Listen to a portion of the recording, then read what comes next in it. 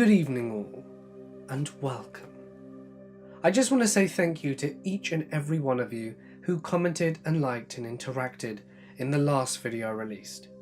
Your support really meant a lot, so thank you from the bottom of my heart.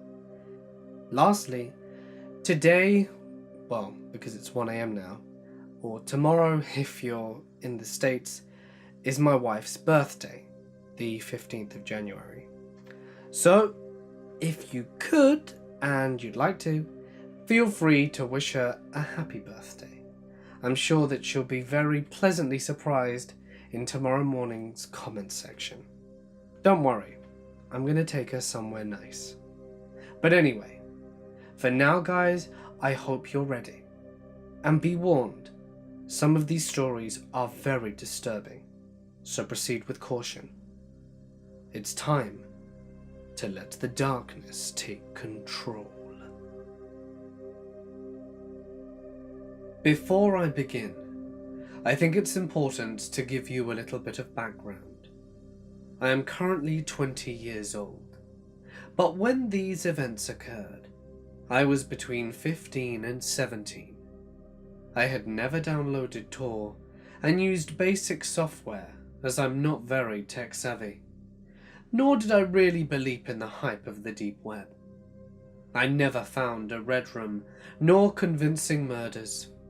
But I do have some messed up stories. One in particular, revolving around airplane crashes.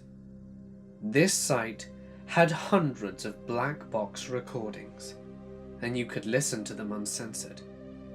They contained recordings of everything from plane crashes to hijackings.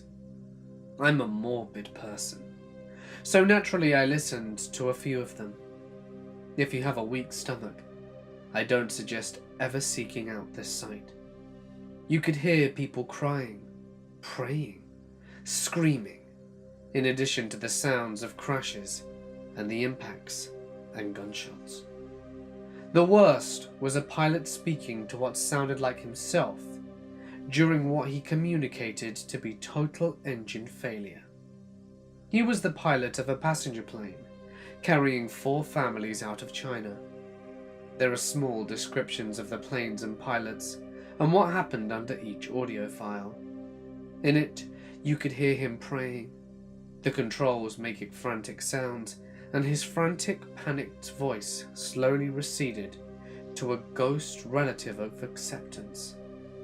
I will never forget the absolute fear in his voice, while he spoke what I assume was Chinese, and I couldn't make a sense of his words.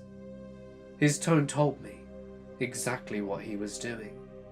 The movies don't give an accurate description of fear.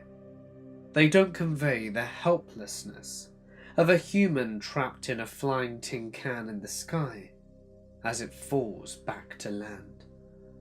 I felt as if I was with him as I heard the plane make impact. I witnessed his final moments through my headphones, and I heard the moment that little black box stopped recording. The description said the plane that crashed held no survivors, and there were over 40 small children on board. I don't know the details of what happened, since the site was just brief descriptions and audio files, but the voices I heard were real people, and it will haunt me for a very long time. This was fairly tame compared to what I found next. Human trafficking, the cattle ranch. Cliché, I know. Everyone and their mothers has some story about human trafficking from the deep web. No, I don't have men come to my door to whisk me or my family away. However, I found a human cattle submission site. Now it is entirely possible that the site was fake and plastered onto the darker crack of the alley, that in the internet is just for lols. But by no means am I here to tell you that everything I saw was 100% real life sites with bogeymen up to no good. But as far as creep factor, it was pretty high. Someone was sick enough in their heads to make the site and pay to keep it. Now upon clicking the link, you are brought to a large, red flashing 1999-esque text reading, "Welcome to the ranch." And just below you could browse the cattle. Images of women looking from ages 16 to 45 with brief descriptions of what they were used for.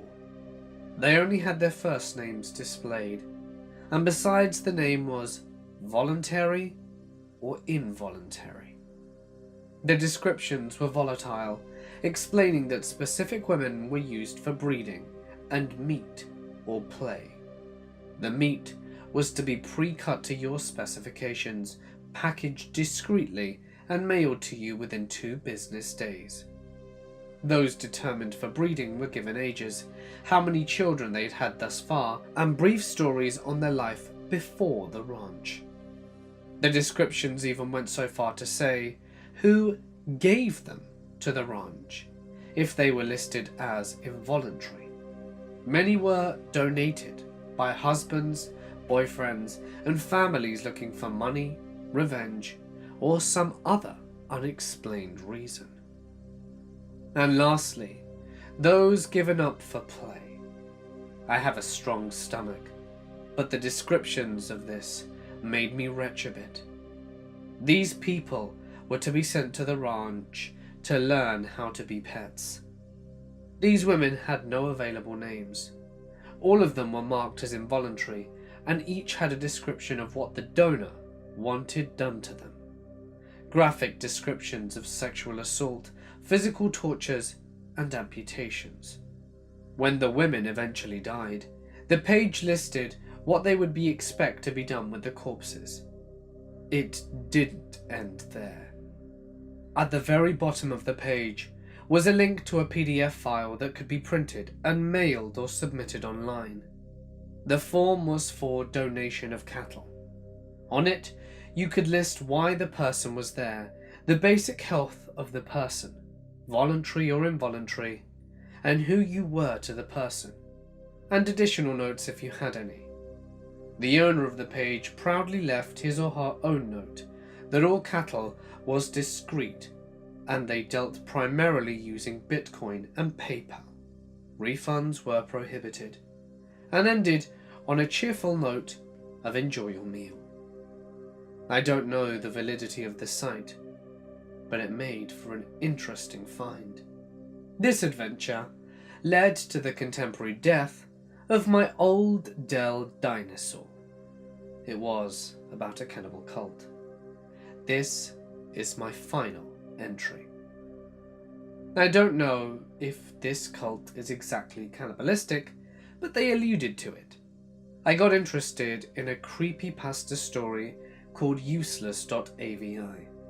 It was pretty popular back when creepypasta was still a big thing. For those of you who don't know what I'm talking about, useless.avi was supposed to be a video of a woman, naked, tied to a bed and left alone with a chimp that was emaciated and abused. As one would expect, the chimp graphically maws and eats her.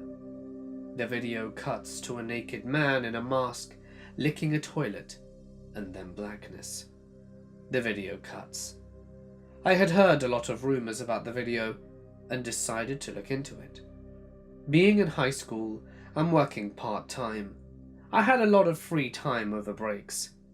In the evenings, I visited forums and chats dedicated to debunking creepypasta, and it all pointed to the video being fake, until I came across a thread titled, "How Useless Can You Be?" I don't remember what site it was on. I pretty much just randomly clicked and crossed my fingers. Anyhow, a user mentioned seeing the video before it was removed on the site, and had saved it. Too good to be true?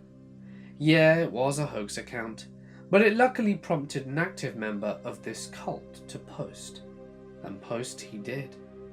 He had created a web page for the cult he called Revision of Humanity, or something to that extent. On it he had many videos created by the group meant to be art installations to provoke thought regarding human behavior. The cult had simple origins, and were self-proclaimed freedom thinkers out to wreck the US government. However, they took a dark turn when a member wanted to leave, leading to useless.avi, or at least a rough interpretation of it. The poster had the useless video amongst many other short videos. They were all fake, and the members acted as actors, except in Useless. The woman in Useless was a member that wanted to leave. The chimp was a pet of the leader who failed to care for it and lost his temper at it.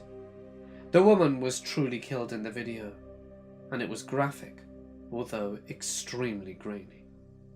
The poster made mention that the majority of the cult had disbanded after the woman's body was found, and the leader and 10 members were tried and convicted for a slew of crimes, including, but not limited to, murder, rape, petty theft, and animal neglect.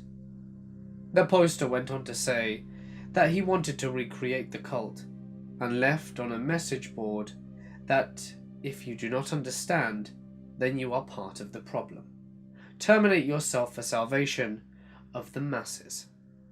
I laughed it off as just another poser, and assumed it was a hoax until I went to exit my browser, and found that my screen had frozen. Fed up after 5 minutes, I resorted to holding down the power button. It would not shut off. I unplugged the damn thing, as it only had power when it was plugged in. The battery was crap, and it didn't shut off. I plugged it back in and tried to exit using the escape key when the screen started violently flashing error messages, and then finally flashing black and white with the words, "part of the problem," slathered all over my screen like sunscreen left on the hands of a toddler. The speakers started blaring static with chanting voices that I couldn't make out, other than a low hum. My screen suddenly went blue with what looked like random codes, and then shut off. I was unable to turn it on for almost 2 weeks. For a month after that, every time I tried to access a web page, the computer would redirect me to the cult page. After about a month, it all sort of stopped. Smart troll using a programmed virus? A genuine cult? I don't know. I don't concern myself with it much. It makes for an interesting story, even if it is boring to deep web standards. I need to buy myself off the deep web before somebody else does. I don't know how much time I have. I saw the offer hours ago. The only thing I can do now is tell you how I happened upon it myself. It's stupid, really. Really, really stupid. I was trying to impress my friends. We were all enrolled in IT class at our school. We would take turns seeing who could bring up the most screwed up website. It started out by showing our friends websites on the deep web that people could buy drugs from. Drugs that we had never heard of. That got boring really quick. Other friends began upping their content to try and stand out in our game of I'm more tech savvy than you. They would bring more and more pictures, each more disturbing and gruesome than the last. Pictures of people dying, of people being tortured, and unimaginable things. People that were already dead. One person brought up a very nefarious site, PC. Instead of people saying exactly how screwed up this was, and how this should all stop, and how this should have never have begun in the first place, and how stupid it was, and how much danger we were all in, they congratulated her, gave her a pat on the back, and asked her how she could even sit down properly in a computer chair because of how big her balls were. I felt like puking. I felt like beating the ever-loving crap out of everybody, and I couldn't believe how screwed up it was to see all that disgusting stuff on the internet and see it as an accomplishment. I didn't say anything though. They began to notice that I never showed off anything myself, and I began to get a new nickname at school. School became a living hell for me. My friends began shoving these horrible pictures in my face whenever they could. When I cried and vomited, they claimed they were trying to desensitize me. Everything became too much though. I promised myself I wouldn't venture too deep, that I would only stay long enough to find something that would appease them. At this point, we were long past the point of finding cool drugs and stuff. I knew I had to find something that would hold importance. At this point, I had been on the deep web for 3 hours. 5 hours was what it took to put an offer for me on the deep web. At one point, I remember opening a seemingly blank page. Immediately, the light next to my computer flashed, briefly. I minimized the browser to close Photo Booth, only to find that it wasn't open, and I didn't think anything of it. I was tired and had school the next day, so, bored, I closed everything down and went to sleep. The next few days went the same, until the last. When I walked in, everyone was huddled around one desk, talking in hushed voices. A few of the girls were crying, and all of them were pale and covered in sweat. I didn't want to see whatever had caused this reaction. Nobody noticed I'd walked in, until class had started. I caught several of them staring at me during the class. They had probably planned a new way to make me go home sobbing. I had tried to leave the class as quickly as I could, but one of them caught me by the shoulder and spun me around. "We need to talk." His voice was quivering, and his clammy, trembling hands were soaking through my t-shirt. He led me to the back of the classroom, where other students in the same shape as him, or worse, were huddled. He began passing out pictures. When it was my turn, I told him that I didn't want to see whatever they had. "No, you have to see this." Something about the way he said it told me that it was serious, and it wasn't just regular bullying. I cracked open one eye. I saw some girl on the paper, along with some sort of description and a price. I opened my eyes further and saw that it was an ad of some sort. I thought, oh, this isn't that bad. It hadn't fully hit me yet until I read what sort of description it was. "Hi, it's me again, back with some more for you guys. This one looks fairly young, with a bit of extra weight on her. I don't know, I need to get more pictures. I think it was her first time here. She wasn't protected at all, and it was easy enough. But enough about that. For now, her starting price is $118,000. We'll go up and down whenever we get more pictures and do the physical inspection. Anyway, we'll keep you updated." There was a picture of me, staring at my computer intently. I had no social media. The only pictures of me were the ones I had taken with a group, and there were so many emotions swirling through me. One that stood above all was confusion. The crippling fear was lurking in the shadows for now. How had this person gotten this picture of me? My mind went back to the light next to my camera, and one question was answered. Next, the paralyzing fear set in. I felt my heart stop completely, then beat violently in my throat and ears. My stomach dropped. My eyes searched furiously over the paper for any information about me. I felt relief at the fact that my full name, along with my address, weren't there. That all came crashing down when I realized that the person who had posted the ad had these, but chose not to put them in the description in case anyone were to grab me without paying. I knew without a doubt that the others were going to be sold too. I passed out. I woke up in the nurse's office, who told me I had a fever, and my mother picked me up and took me home. I went straight into my room and locked the door. I haven't touched my PC ever since. I put tape over my phone camera, even though I know my efforts are futile. Everything I hear now is someone out to get me. The only sick thing that comforts me every now and then is that the people that made me do this are going to be sold quicker than me. I don't know what I was thinking really.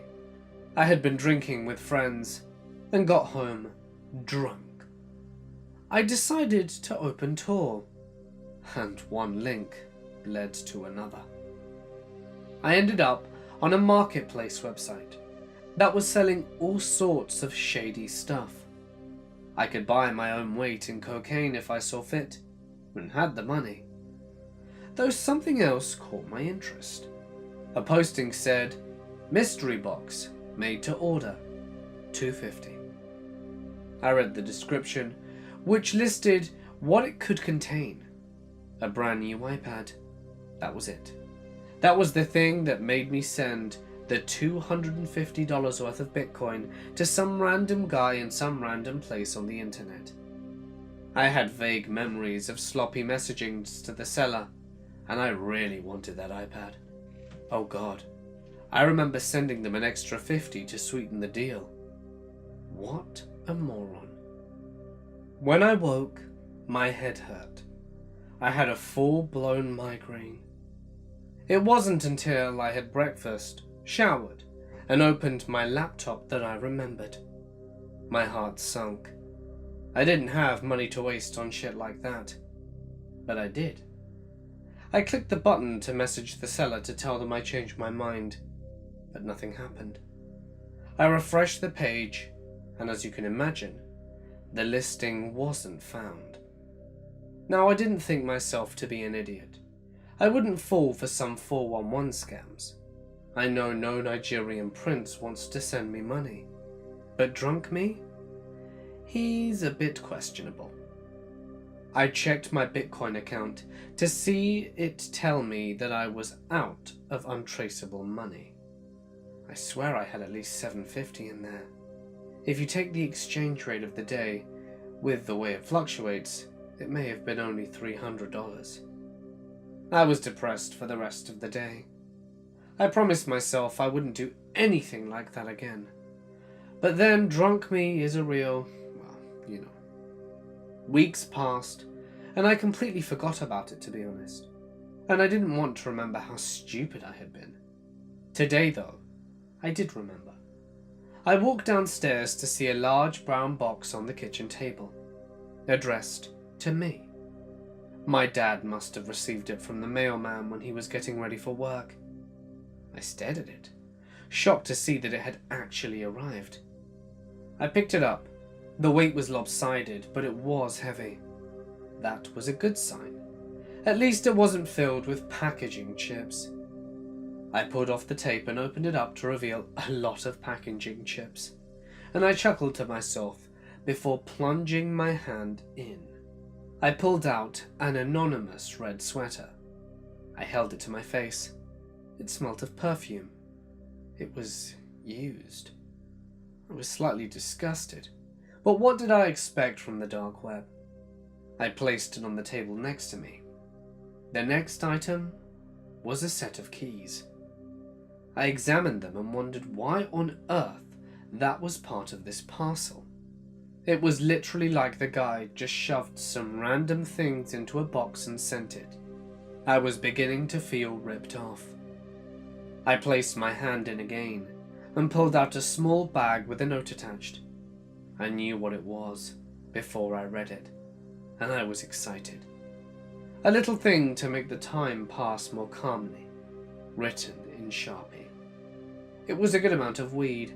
I'd never bought drugs off the internet, and I opened the bag to see it was the real deal, and that strong, smelly, skunky stuff rose up. I took a deep breath and sighed. I'd say it was about $70 worth, give or take, and I pushed it into my back pocket, worried that my mom would be up any minute and catch me. I was intrigued to see what was remaining. Maybe I'd make my money back. The next item was a small wooden box. I opened it to see a few pieces of silver jewellery, and I checked each one, having no idea if it was worth anything. There were 2 necklaces and 2 rings. I wondered if these were stolen or bought from a pawn shop. I placed it next to the red top. The next was another baggie, with another note written in Sharpie. "You'll need these, trust me, winky face." I was a little anxious when I read the note, and saw a small box of Xanax inside. Why did I need anxiety medication? I was not one to dabble in prescription drugs. Weed a little, and mushrooms was all I needed. I knew some friends who'd pay pretty good money for that. I had no idea how much they were worth though. I looked it up later. I assumed $50, so that was about $130 so far. And to be fair, for something off the dark web, if I only lost around half my money, I should count myself lucky. I fished around in the box again, and couldn't feel anything else. I picked it up to feel if it was still heavy, and placed it down and stood up. I reached all the way to the bottom, and felt something large and slender. I pulled it out. It was an iPad. Holy crap!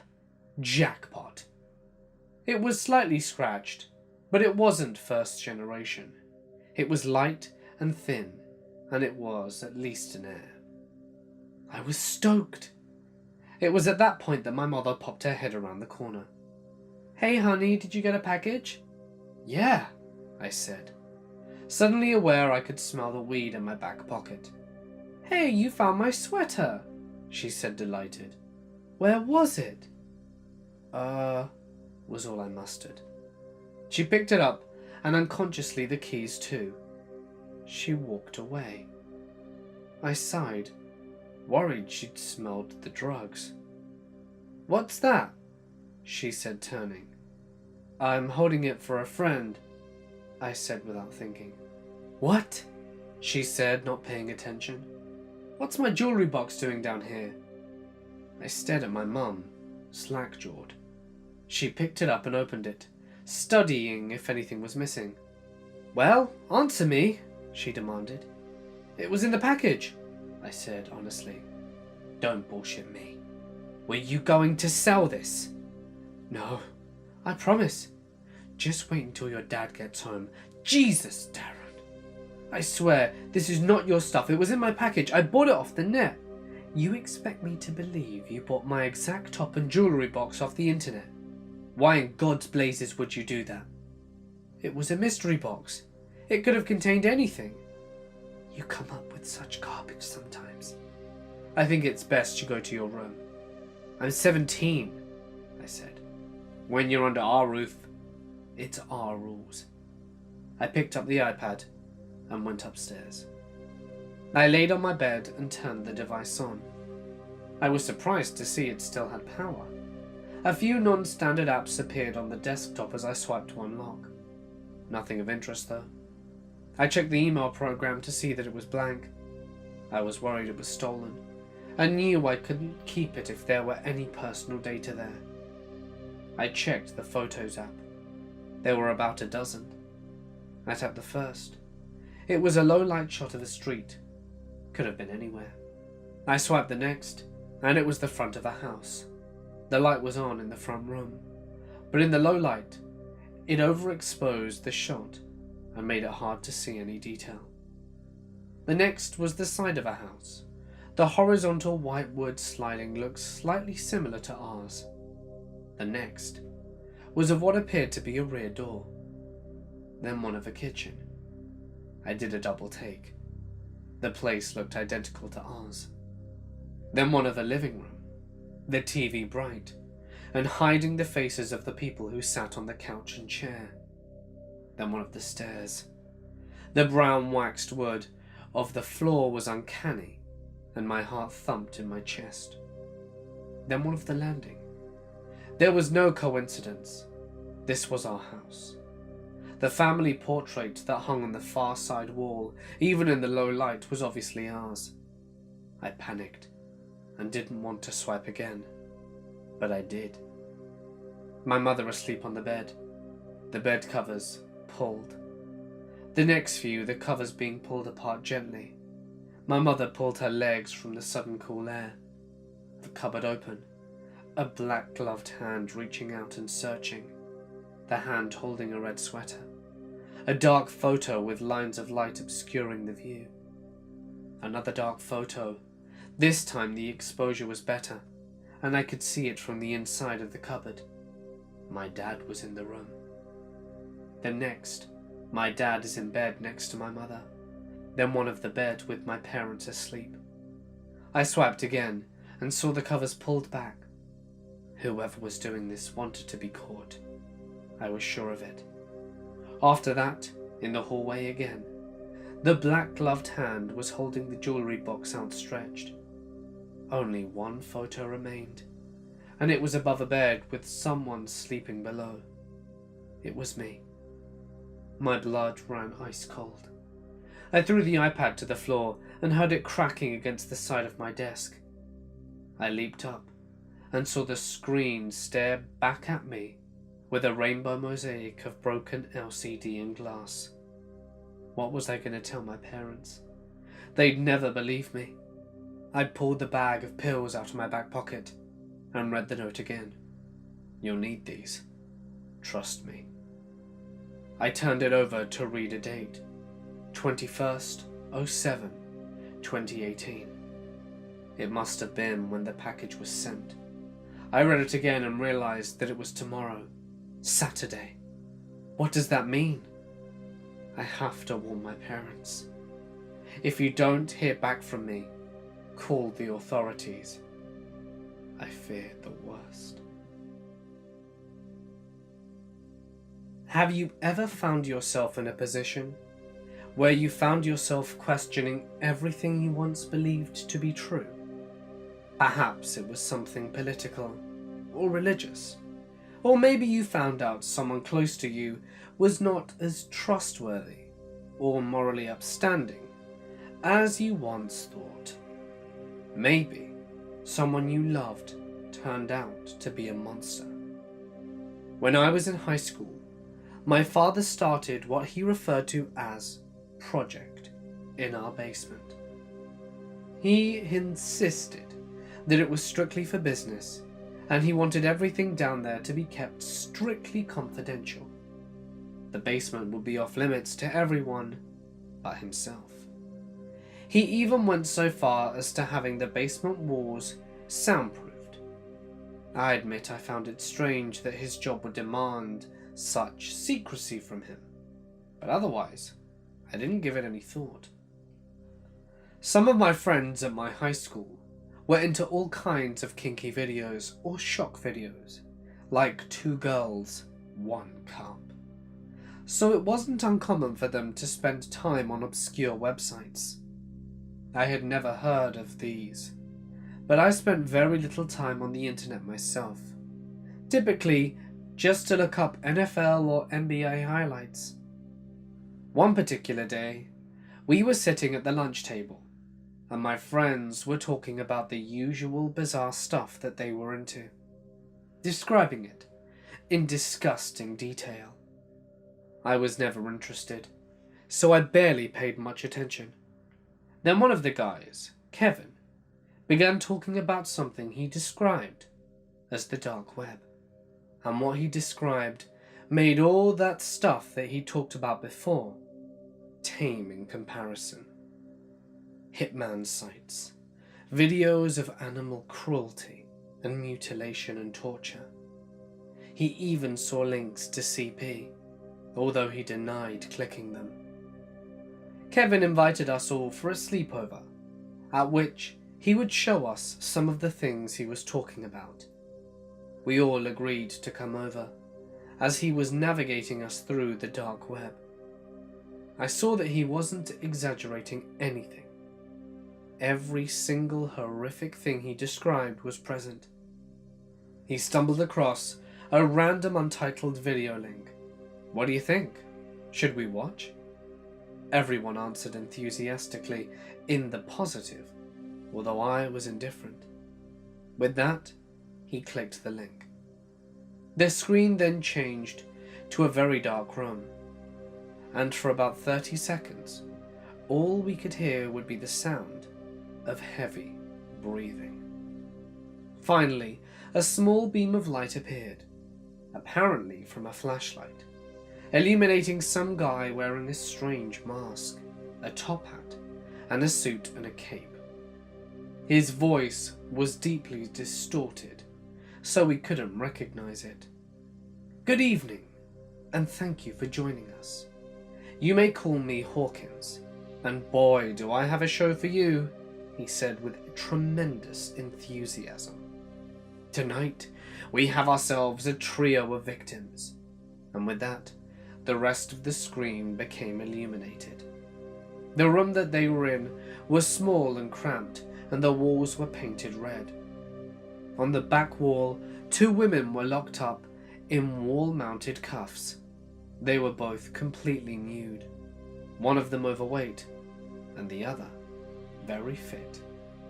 It was not some stereotypical dungeon in an old horror movie, but as I would soon discover, this was not a movie.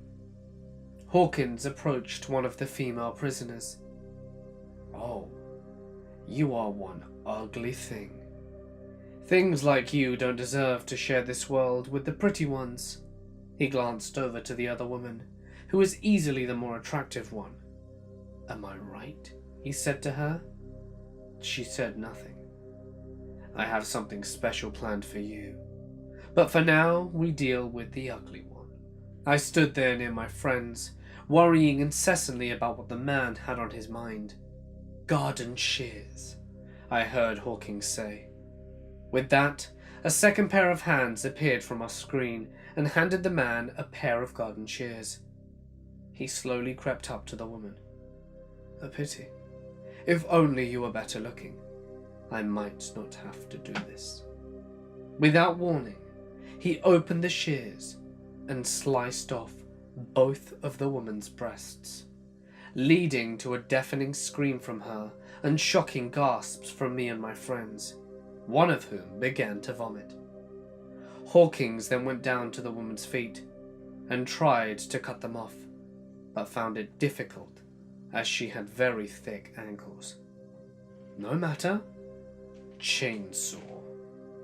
My heart sunk at the mention of a chainsaw.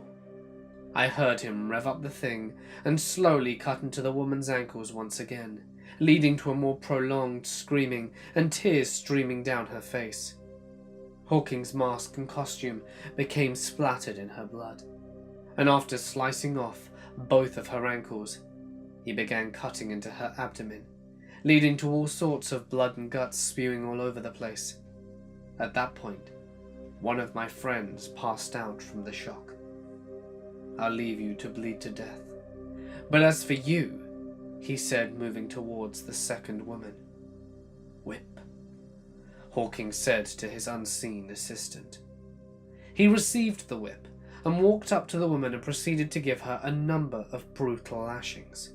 It was at this point where Kevin typed in the message box, "What is your problem? The police will hear about this."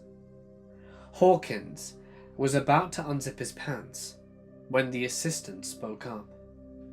"Hey boss, check the message." Hawkins kicked the woman in the gut before coming over to the camera. "Oh, a tough guy, eh? Gonna call the police on me, huh, Kevin?" And with that, we all gasped in horror as the crazy masked man mentioned my friend's name. "No matter. I have all the information I need on you. Looks like I'll be seeing you soon enough. Now if you'll excuse me, I have business to attend to." It was here when Kevin shut off the computer. My other friends bailed, but I chose to stay with him the night, even though I was equally scared out of my wits. Fortunately, nothing happened, but Kevin didn't get any sleep at all. A couple of weeks passed, and it appeared that what had taken place had blown over. until one Friday night, I was watching the news when I heard a report of a mass homicide nearby. I was horrified when I saw the reporter standing outside what I recognized as Kevin's house. Kevin was reported as missing while his parents and siblings were brutally murdered. My God, they got him. During the night, I woke up to use the restroom. As I walked out, I saw my father coming up the stairs, looking like he had just finished yard work, as his clothing was covered in dirt. "Dad, it's 1 a.m. What are you doing?" I asked. "Fixing a busted sprinkler." "At 1 a.m.? "Why not? Is there some rule that says I can't?" he said sarcastically. "Whatever, Dad." I went back to bed and thought nothing of it. That was until next afternoon. My dad was out running some errands when I decided I was going to be a naughty little boy. I was going down to head into the basement to see what all the secrecy was about. I didn't usually have a rebellious streak, but after what had happened, I was definitely feeling curious as to what was down there. I flipped the light switch on, and so far didn't see anything out of the ordinary.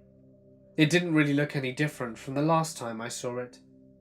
Then I looked behind the staircase and noticed something which hadn't been there before.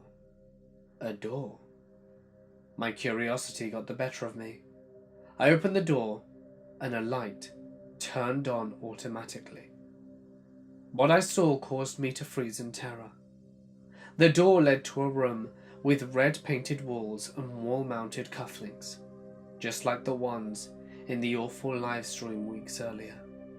In a corner lay the blood-stained garden shears, and a chainsaw as well as the whip. At the front of the room was a desk with a computer and a mask. The same strange mask worn by the man only known as Hawkins. I heard my father shouting and cussing upstairs as he saw the basement door open. He came down looking angry and stopped in his tracks when he saw me standing in the entry of his secret room and holding the mask.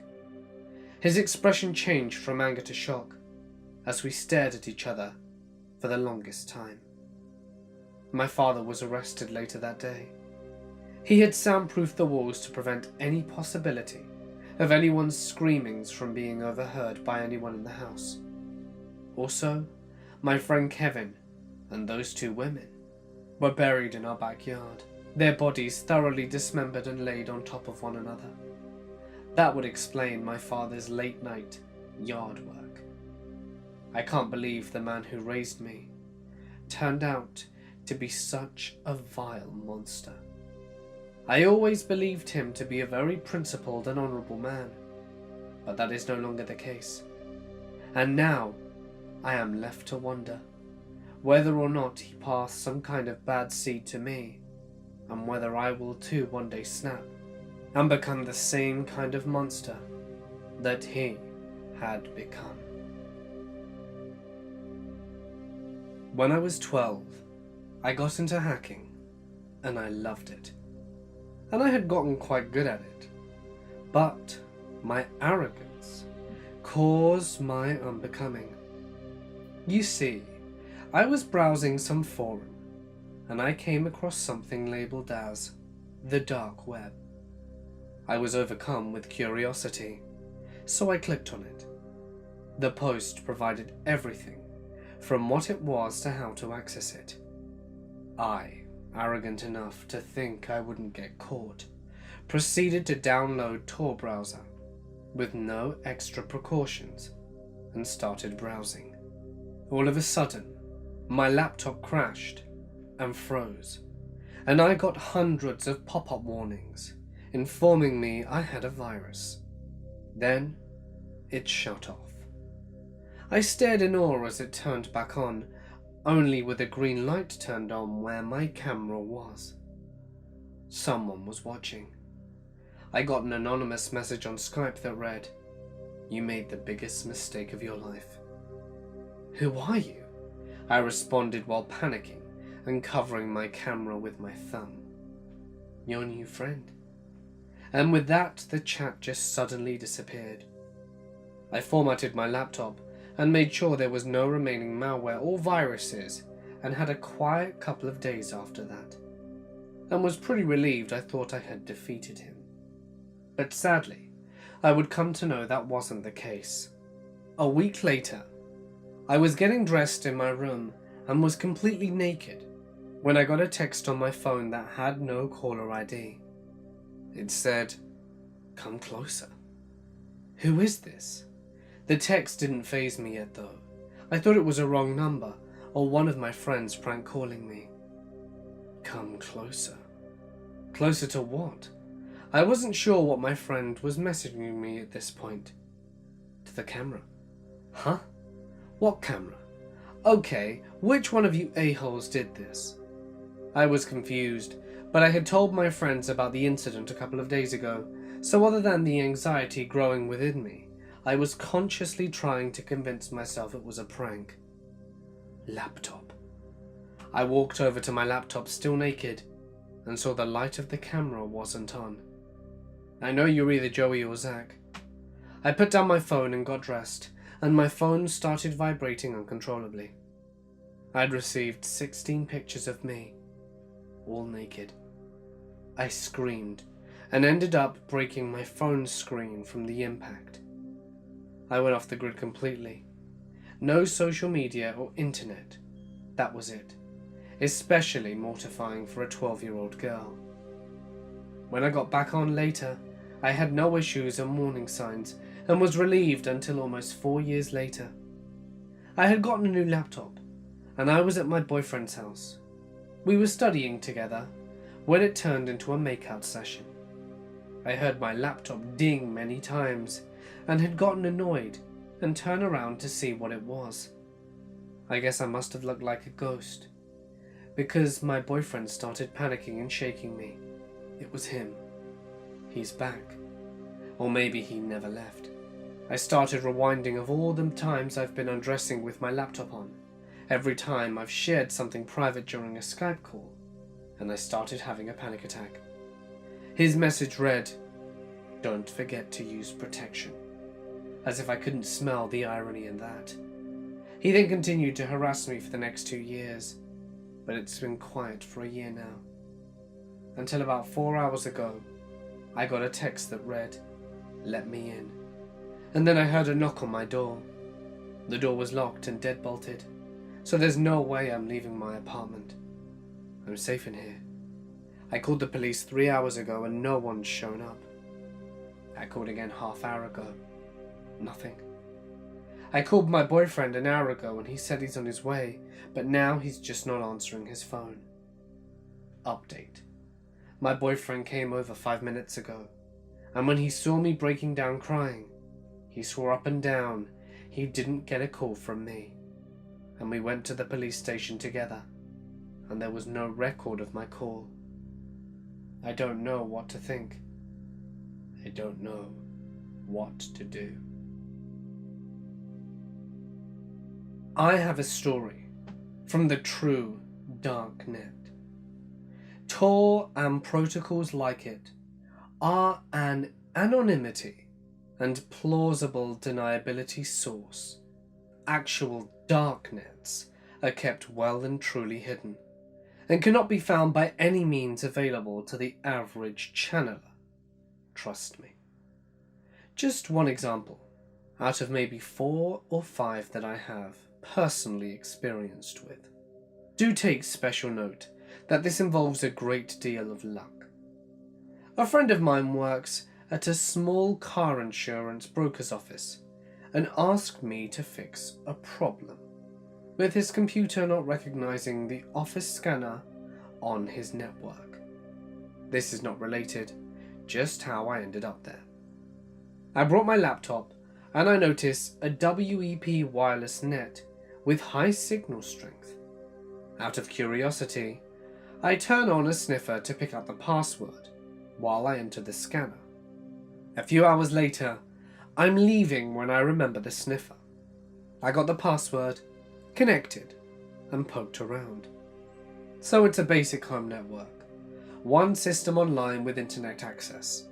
No firewall, apparently no antivirus, and for the hell of it, I drop in a back door before I leave. You never know what goodies you can run across. Well, I get home and start really digging through this computer. Just your average home computer. Most interesting stuff are some tax returns. There's a couple of text files that have what appear to be passwords, random characters, and a couple of names.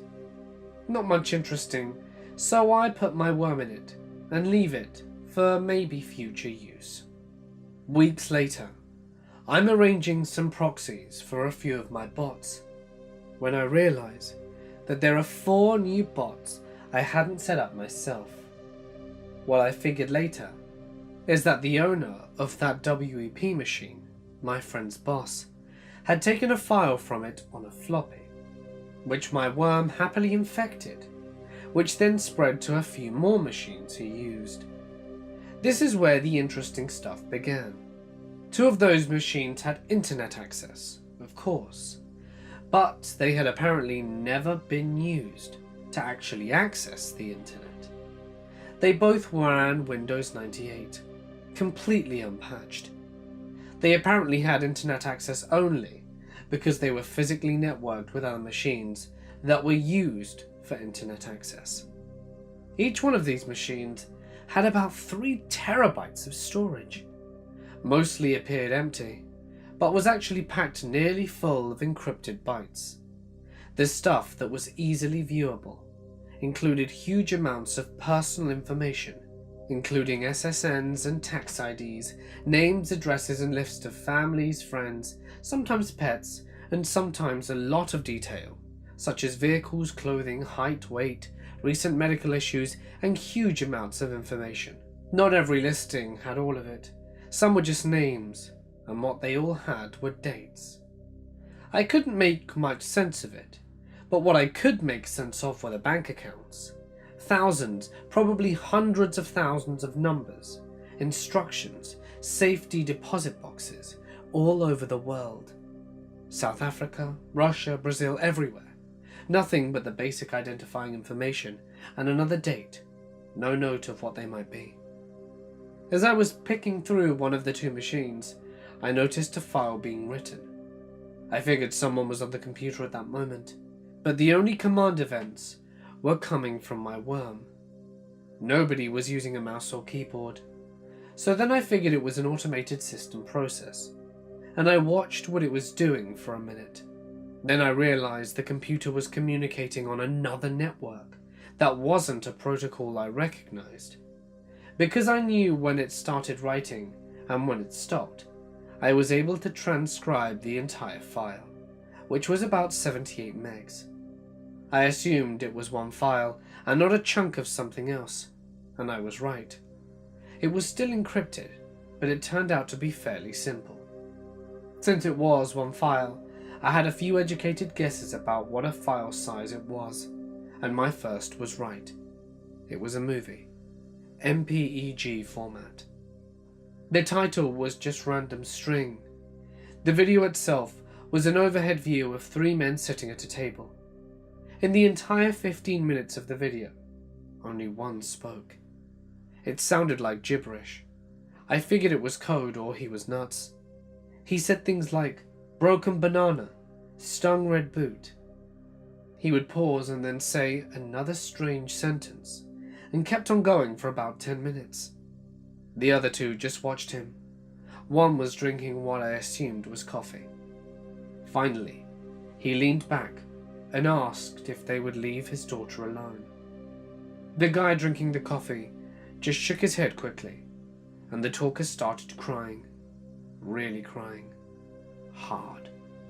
He leaned forward again and said another nonsense sentence, and the video ended. Timestamp was about 20 minutes before the video was uploaded to the machine I got it from. I had a really weird feeling about it, but my best guess at the time was that it was some kind of clip from a movie I hadn't seen, and what I saw was a streaming broadcast. The timestamp on the file just being the time it was sent. In it, the man that had spoken the first one was crying like a baby. He had apparently done unspeakable things with what appeared to be the corpse of a young girl, with her throat cut and blood all over the table, the same one the 3 men had been sitting at in the first video. The other 2 men were still in the room, standing on either side of the room watching, smoking cigarettes. I didn't finish watching it. I only got about a minute or so in before it sank what I was seeing. I've seen a lot in my time. This was not a movie. I cleaned my traces from those systems and haven't looked back. What I'm still finding hard to believe is that from the computer I'd originally hacked, these other systems got infected by a floppy. As near as I can tell, the 2 storage computers were on opposite sides of the globe, one in LA and one in Beijing. The WEP computer I found in Dallas, and 2 of the other infected computers were in Winnipeg, as far as I know. My friend's boss had not left the country. His brother-in-law had been visiting at the time, though. I started doing it on a whim. My brother has an unhealthy obsession with online vloggers. I can barely go a day without him linking me to a video of someone taking part in some sort of challenge or performing some social experiment. So when the whole deep web mystery box trend started, I was one of the first to know. My brother must have sent me dozens of videos of annoying preteens opening up boxes filled with junk that they tried to pass off as creepy and sinister. When my brother asked me for my opinion, I told him that it combined all the boredom of an unboxing video with all the stupidity of the Tide Pod challenge. I added that most of them were probably making the boxes themselves. Even I could do it. And that's when the wheels started turning. A quick search confirmed that this was a growing trend, with hundreds of people claiming to have opened up boxes containing everything from drugs to murder weapons to mysterious flash drives. Some vloggers even claimed that they had spent thousands of dollars on a single mystery box. Those were obviously fake. But what about the rest? Were there really people out there who would spend at least $100 for the chance to go viral? I bet they would. And unfortunately I was right. Putting the boxes together was easier than expected. I had some cardboard boxes stuffed in my closet that turned out to be the perfect size for the job. Some rusty screwdrivers proved perfect as my murder weapons. My desk drawer offered a surplus of random old flash drives that I made mystery box ready by filling them with many creepy videos which I downloaded. Finally, some expired sinus tablets provided me with some mysterious deep web drugs once I had peeled off the labels. Getting the website set up on the deep web was a little harder, but you can find an online tutorial for anything these days. By the time I was ready to go to bed, I was the proud owner of the Emporium of Mysteries. For $50 worth of Bitcoin, anyone could be the proud owner of a mystery box. Sure, the site looked like it had come straight out of the early 90s, but it was good enough. I was in business. The next morning, I went looking for customers. Fortunately, my brother's messages had made me very familiar with the online vlogging community, and I messaged a few of the smaller channels with some burner accounts that I made, and left a few comments on the latest videos. You should do a deep web unboxing video. You know what would be really cool? Unboxing something from the deep web. I bet you'd get millions of views. I heard about this new place on the deep web called Emporium of Mysteries. They sell mystery boxes there. You should check them out. Then all I had to do was to sit back and wait. By the end of the day, I had 6 purchases. Not much all put together, but enough to help put food on the table. By the end of the afternoon, I had the boxes ready to ship. I wasn't looking to scam these people after all. They all got to make their stupid videos, and I got to eat. Everyone was happy. I sold a few more over the next few weeks, but eventually interest died down. Life went on, and my brother sent me more stupid videos, and I gradually forgot about my time as a deep web merchant. Until last Friday. When I got home from work, there was a package waiting for me outside my apartment door. When I picked it up and examined it, I realized it was one of my mystery boxes. It looked like I had an unhappy customer, but it wasn't like they were getting their money back. I took it inside and opened it up. It was empty, save for a flash drive that I did not recognize. I was curious what was on it, but I wasn't about to let some disgruntled hacker infect my computer. So I dug out an old laptop that I hardly used anymore and plugged it in. It was full of pictures. Pictures of my hometown, of my apartment, of me. Whoever sent me this had been following me, had been inside my home, and staring at those pictures, I started to realize just how out of my depth I was. You see, not everything you find on the deep web is fake. There are some people out there who do sell real mystery boxes, and they are tired of scammers like me taking away from their profits. Thankfully, they are also very generous people and want to give me a second chance. So I'm pleased to announce the Emporium of Mysteries is under new management. Now, for the same low price, you will receive a genuine mystery box. It will include a special tool from my new partner's personal collection, along with a video instructing you of how to use it, co-starring myself.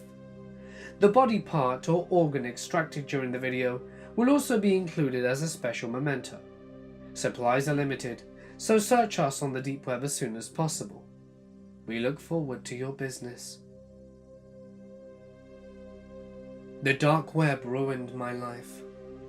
I only went on because I knew my uncle used to. He's really good with computers, so I guess I got my skill with technology from him. I'm not going to say how I got on there, because I don't want to make it easier for others to make the same mistake I did. Anyway, after a little while of looking around, I found a link titled Hypnotizing Scenery. I don't know what compelled me to click on it. I hadn't planned to click on anything at all. I just wanted to look around a bit, to soothe my curiosity, I suppose. When I clicked on it though, well, it was weird. At first it was just a bunch of normal scenery. Pictures of mountains, old castles, oceans, normal stuff. Then the pictures started changing faster and faster. I couldn't even make it out what the pictures were anymore. I saw a lot of red, maybe blood, on clothes or a mattress. I'm not sure, but it also looked like there were words over the pictures. I couldn't read what they said, but in time the pictures switched again. Suddenly, it ended with a blank screen, with white text that read, "Good luck." I feel like I should mention that this was all about 30 seconds. After it ended, I shut everything down and went to bed. The next morning when I woke up, I had this horrible migraine. It just wouldn't go away. When I went to school, everyone seemed so loud and annoying. This one kid, Anthony in particular, was driving me insane. He kept poking me with his pencil, as he did every day. I'd tell him to stop, but he would just laugh. As he did this, I kept thinking about how great it would be if I could just rip his arm out of his socket, maybe poke him with the pencil in the throat, see how he liked it. I had decided the next time he poked me, I would kill him. 1, 2, 3, 4... Poke. I snapped my head around, got up, and ripped the pencil from his hand so hard he fell out of his chair. I got on top of him and held the pencil to his throat, pressing harder and harder. He was grasping at my arms, trying to get me off him, but I felt stronger than ever. He could manage to push me off, as the trickle of blood began to run down the side of his neck. That's when the principal, vice principal, and 3 janitors managed to pull me off. Suddenly, I heard all the screaming and commotion. All 35 students crowded against the walls in the corner, with the teacher gasping for air, crying and backing up against her desk. My parents came and collected me 20 minutes later. The cops were never called, and I guess the kids' parents decided to not call them and press charges. I'm not sure why. I would have. I was expelled from school, however, and my parents were pretty angry. I didn't know what came over me, but as I had that pencil against his throat, all I could think about was how great I felt. Invincible. Powerful. Now, I just feel like the same 16-year-old, 5'3", 120 pounds small girl I was the day before, and my migraine was back. Great. I remembered that it had started to fade away as I tackled Anthony. I tried to get to sleep, but all I could think about was how he got away. I wanted him dead, bloody on the ground and gasping for breath. I wanted to end him. I wanted to be the last thing he saw before he died. I couldn't believe I was thinking this way. I was never violent before, but now it was all I could think about. I didn't care who it was. I just wanted to kill someone. Not just kill them, but torture them. I decided to go back to the page to see if I could find some answers. It was that link that did this to me, turned me into some kind of monster. There it was, hypnotizing scenery. This time when I clicked on it though, it was a list, a set of rules. Number 1, always finish the kill.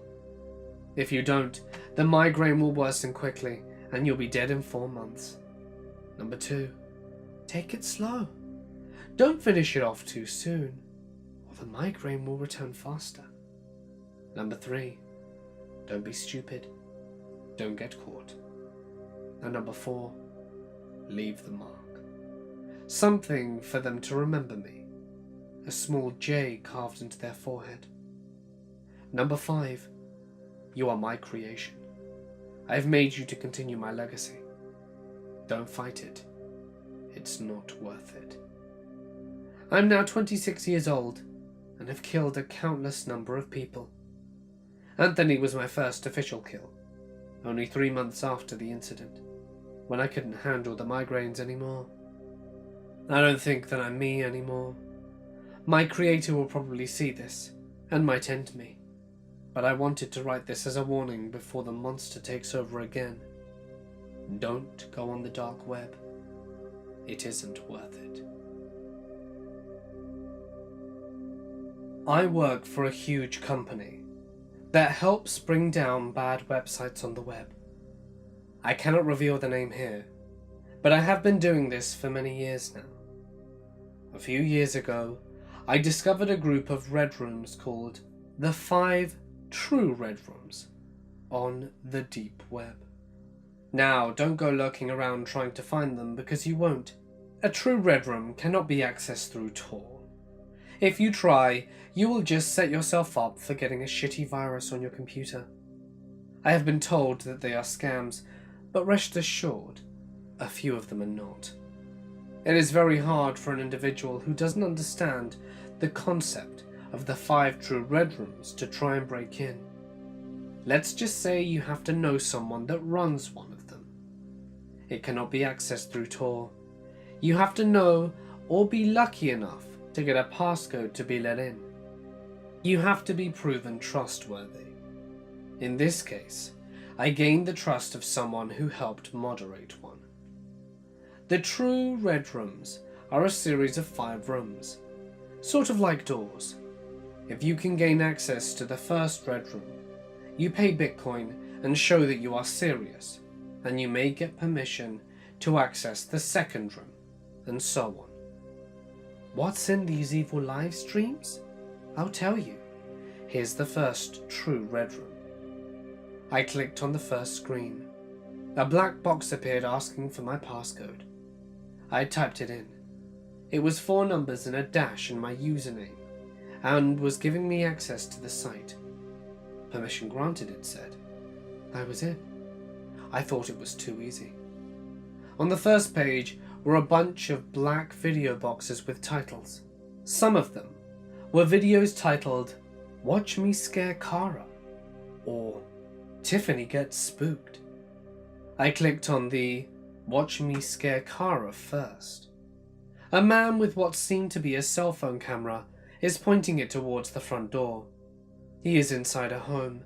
It looks like he is hiding behind a door, and I can see the living room furniture. A nice leather love seat and bookshelves are in the room. He is whispering in a foreign language that I cannot understand. He never shows his face. Suddenly the doorknob is turning and I hear keys rattling. A girl in a green nurse's uniform with blonde hair and tan comes in. She is petite looking. She is probably in her 20s. Suddenly, I hear a man's voice scream, "Don't move!" She froze like a deer in headlights, and then screams and drops her keys. A man in all black and a black ski mask is running towards her with a giant hammer. Her arms go up. She screams to block him, and he smacks her in the head twice with the hammer. She falls to the ground, and blood pools on the white carpet. She is completely knocked out. The man points to the man who is hiding behind the door and says what sounds like the word "Don't." Both cameras are shut off. If this was real, it was the most disturbing thing I'd ever seen. It did not look fake at all.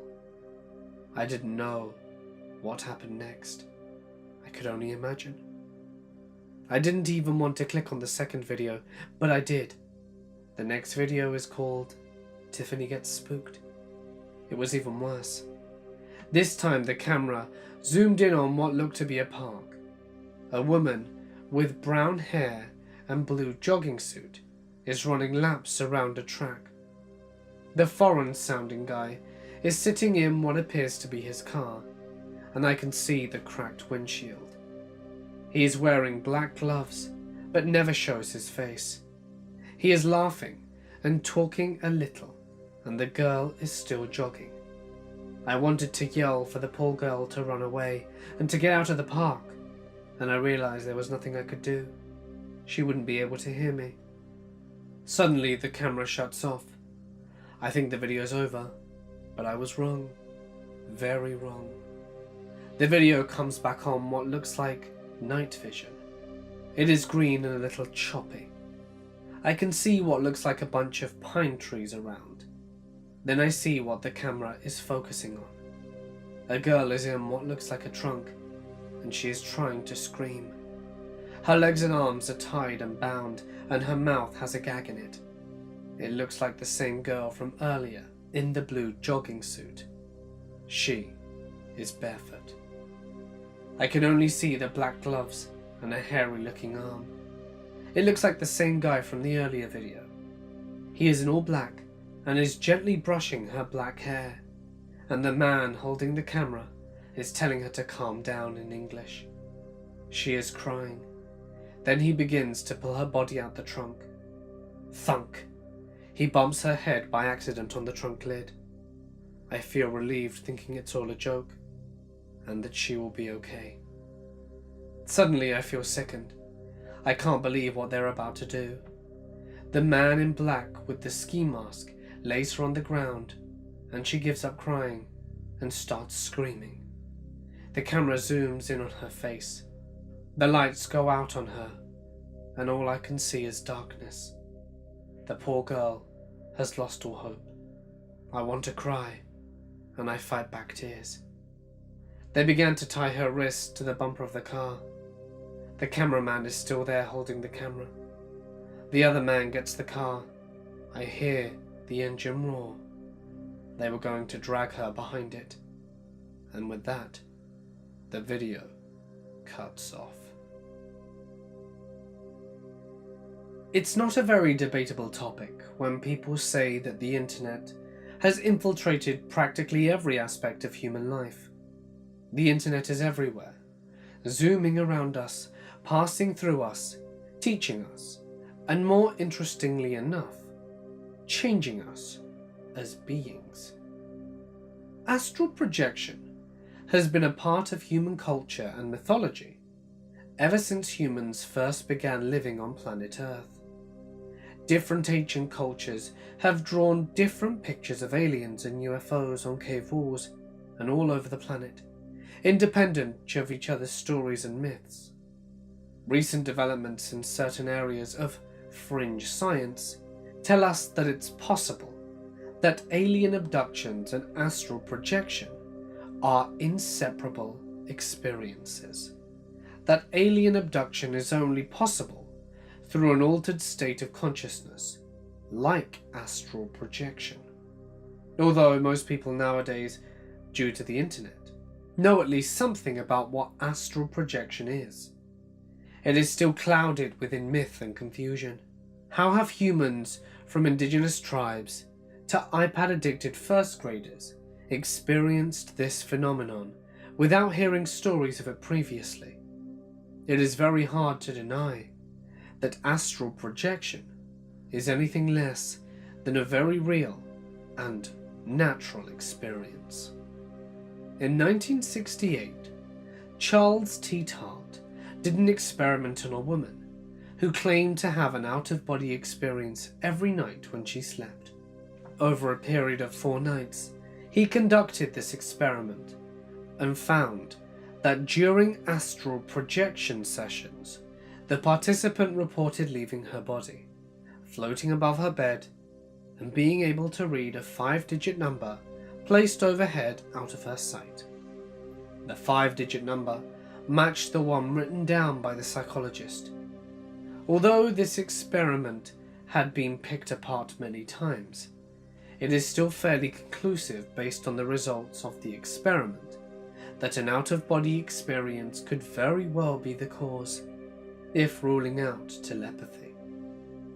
Astral projection has been conducted many times, almost all with shocking and seemingly conclusive results. Like many metaphysical topics, however, it is hard to prove anything completely. But I don't have to rely on these experiments, because I experience out-of-body phenomenons fairly often. Now, back to the interwebs.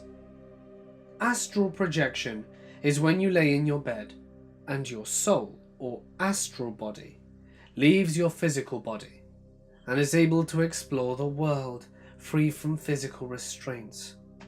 You could see the Great Wall of China, check on your boyfriend or girlfriend to see if they're cheating on you, and accidentally catch your best friend masturbating when she thinks that no one is watching. Kind of creepy, right? And anyone can do it at any time. With all of these things you can do, it seems like no one in their right mind would waste such potential for fun by spending their out-of-body experience surfing the internet. But that's what I did. And that is what my story is about. I woke up in the night with a tingly feeling over my body, and a loud humming in my ears. I felt alert and awake, and full of energy. Without thinking, I got up and went to my computer. But my computer wasn't my laptop. It was an old monitor with a rounded glass screen. I realized now that it was the archetype of the computer. I guess the collective unconscious of people visualize a computer as an old Windows machine. I looked back at my bed, and yes, like I thought, I was astral projecting, because I touched the mouse and the screen lit up, revealing an old, cluttered desktop with a green background. The OS looked like a mix of Windows and Mac OS, which I thought was very cool. During astral projection, you are fully conscious, and some report the dream to be even more vivid than real life. Usually, everything isn't the same as the real world. Experts in the field believe the astral realm exists all around us as a kind of fourth dimension, invisible, yet very real, existing as an energetic copy of everything in our world. There were strange programs on the desktop, Some looked like old prototypes of programs like Microsoft Word or GarageBand. Some of the icons that had never been designed showed a small square photo with a skull and small blocky words underneath it that said, "No icon." I clicked on the Internet Explorer one, and a black box popped up and displayed a white loading bar. Do you remember going on the internet on phones before smartphones were around? And how all the pages were simplified into blocks of text and images? That's what this looked like. An old cell phone's internet rendering skills. The tail of the mouse pointer dragged for a very long time, leaving a slow streak of white flowing every moment. It seemed like everything in the computer was being played in blurry slow motion and looked very eerie. Everything was black, green and grey. I clicked on the search bar and a list of popular websites came up. I clicked Google and it took me to the page, but the word Google wasn't in colourful letters. It was just black Helvetica that said Google very plainly. I clicked on the search bar and it flashed black and nothing happened. I tried to type and no letters appeared, so I went to the above search bar and tried to type again. Nothing happened. So I guess you can't type anything in Astral Google. It kind of blocks you for some reason. I looked at the list of popular sites and clicked one that said https://graveyardtwitter.com. It took me to a page that looked like Twitter, but there were no background images, and the bird in the upper corner looked like an emoticon bird, and everything was typed in white blocky text against a black background. I saw a list of celebrity usernames, and then to the right, shockingly enough, my username. I clicked it, and it brought me to my Twitter page, but my profile photo was a very low resolution image of an eye. Very strange, very creepy. The eye was looking straight at me. I scrolled down the page and recognized every tweet, but none that I'd actually ever tweeted. Then I realized each tweet was something that I had meant to tweet about, but forgot or then decided against it. Somehow, it had been sent here. I clicked on my photos and blurred grey .gif images, labelled with pixelated numbers. Each one was geolocated to the place I had posted it, even though I always make sure geolocation is disabled on my phone and computer. I randomly clicked another link and was reminded of the No Sleep Shadow Web story, because what it displayed was a pixelated video of someone making cuts on their arms with a knife, and beneath the video, people were typing things like, "Deeper, cut the vein and just end it." I felt sick and scared, and I went to click the X button, but my mouse glitched and made me click the next cam button below it. What I saw still freaked me out. I saw a man's wrist tied up to a chair, palms down. The camera was right up to the man's hand, and another person was using needle-nose pliers to rip and pull the man's fingernails off. A loud screaming sound suddenly boomed out the computer's outdated speaker system, making my ears hurt and my heart leap into my throat. My blood pressure was sky high, and the man on the screen continued to pull the fingernails back.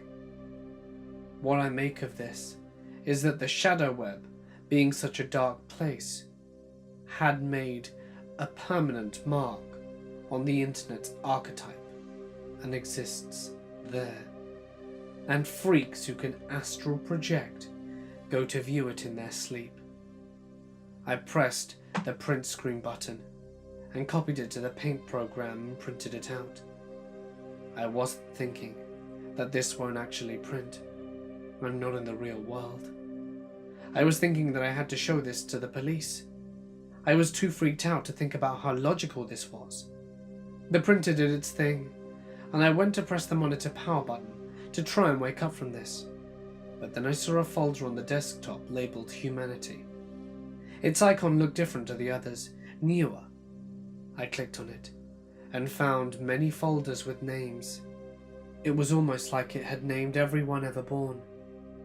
I clicked the first letters of my name on the keyboard, but the screen flashed black like it did before. So I scrolled down until I hit my name. There are about 20 entries, so I expanded the Date Created tab and found the one with my birth date on it. I clicked on it. It wouldn't open. No matter what I did, it wouldn't, and the screen just flashed black every time I did. So I decided to look at my grandpa's folder. He had died years before, so I scrolled down and found him. And as soon as his folder opened, a video of him popped up on the screen, and he was crying and shaking and yelling. The sound from the speakers was terrifying. It sounded like a mix between a computer glitching out, an air horn, and a human screaming. I couldn't have exited the tab fast enough. I sat there crying and shaking, wondering why that happened. I soon got up the nerve and clicked on another random person's folder. All it showed was a picture, as if taken from their webcam, of them calmly surfing the web. In the folder there was a text file, and when I opened it, it had info about them, where they were born and when, and under death, there was nothing. I decided to see what would happen if I clicked on someone else who was already dead, so I put in Albert Einstein's name, and immediately, a video of Albert Einstein himself screaming and shaking violently with his eyes bulging out of his head and his mouth wide open came up. I closed it quietly and realized that everyone who was dead had a .mov file in their folder instead of a picture. For some reason, an image I had seen on Tumblr popped in my mind. It was a picture that said, "What would the world look like if we could see internet and radio transmission waves?" or something like that. And there was grey fuzz lines through everything. And somehow, I made the connection that because of the waves from Wi-Fi and radio and cell phones, when we die, they surround and torture us because they penetrate the astral world as well as the physical one. I turned off the monitor and buried my head in my hands and told myself to wake up. And suddenly I did, in my own bed. It was about 3 in the morning. I was shaking all over, and my mouth had that all too familiar watery feeling taste, and I immediately vomited all over my blankets. I was scared walking through my house. I felt like something was there with me, and everything I saw was racing through my head. I didn't sleep at night, and the buzzing and screaming sounds were all I could hear. The thing that horrifies me the most is that the next morning I saw a piece of paper face down in the printer. I picked it up. It was the photo I printed, only completely grey with faint lines running through it, and my laptop computer was extremely hot. I truly believe in astral projection now, and ever since I've been researching it like crazy. Most of the time I'm too afraid to sleep, because I don't want to astral project again. I don't know what caused me to think that radio waves and Wi-Fi can actually torment our souls when we die. But every time I see a cell phone, I imagine data waves floating out of it. And what if it's true? Why would everyone who had died been screaming? With everything good the internet has brought us, I keep thinking, what if there's something darker about it? Something evil about it on the metaphysical level? What if humans were never meant to get this far technologically? What if we were never meant to get this advanced? I never want to astral project again. Hey guys, it's Mort here, and thank you so much for listening. An hour and 45 minutes raw audio. I was very impressed. I hope I delivered when I said that this video would be extra long, as I know a lot of you really like the deep web videos. So it would mean a lot to me if you would drop a like and leave a comment with your thoughts. Don't forget that I should be posting every night, so be sure to subscribe and hit the little bell icon to be up to date every time I post, and that way you don't miss your nightly spooks. If there is a story that you wish to share, like one of the submitted ones here, feel free to send it to my email address, or alternatively drop it into my Reddit. Either are fine. Just be sure to include plenty of paragraphing and punctuation when it comes to submitting your story. But anyway, for now guys, I'm gonna sign off. Stay awesome, and I'll see you in the next one.